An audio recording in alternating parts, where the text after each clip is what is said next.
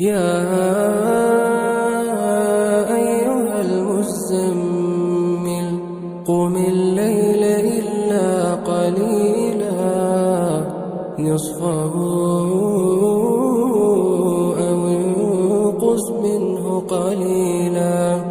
أو زد عليه ورتل القرآن ترتيلا إنا سنلقي عليك قولا ثقيلا إن ناشئة الليل هي أشد وطئا وأقوم قيلا إن لك في النهار سبحا طويلا واذكر اسم ربك وتبتل إليه تبتيلا.